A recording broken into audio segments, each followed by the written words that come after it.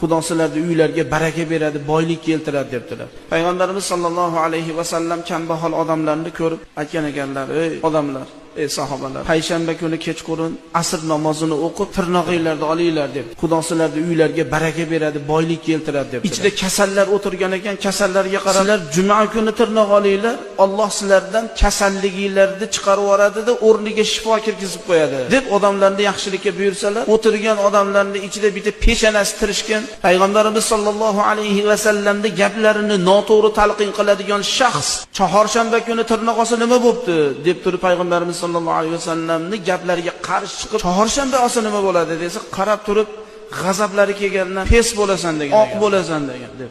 O'tib o'tmasdan deydilar, chorshanba kuni tirnoqni qasddan olayotganligi uchun deydilar, Alloh unga shu kasallikni yuziga solib qo'ydi. Payg'ambarimiz sollallohu alayhi vasallamning mana bu gaplari bilan tirnoq olishlik makruh bo'ldi deydi.